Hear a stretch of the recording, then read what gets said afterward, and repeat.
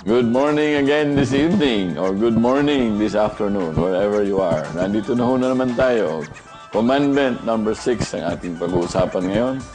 Trust the power of compound interest. Ano ba itong compound interest na sinasabi natin? Wala akong ibig sabihin yan kung hindi yung interest, kumikita sa interest at piniroroll ang ating pera. Kaya yung piso, iipon natin araw-araw. If you're earning 10% per year, pinalago natin yan at pinayagan natin mag-compound. After 40 years, aabot yan to 189,770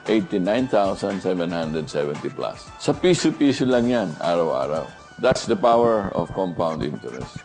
Pag yung interest, iniiwan mo at pinapakita mo para kumita pa ng interest, yung interest mo, yun ang compounding. Yung compound interest also allows you to work smarter, not necessarily harder. Kaya kung ikaw you work harder, you save 100 pesos a month. Kung ang kinikita niya, nilagay mo lang sa time deposit na 5%. Abutin lang yan ng 152,600 plus in 40 years. But if you're smarter at alam mo, pwede ka namang kumita ng 10% at hindi 5%. Kung ikaw nilagay mo sa 10% yan, imbes na 5%. Alam niyo ba kung magkano lalago yun? Instead of 152 times 4. Abutin ng 632,000. The same amount of 100 pesos a day. Dinoble mo yung kita, pinadruple mo yung iyong total ng iyong iniimpok.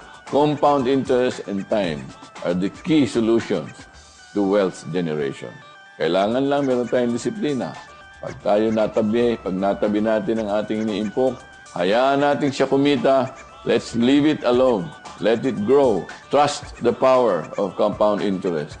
Yan ang magbibigay sa atin ng tunay na kalayaan sa kakapusan.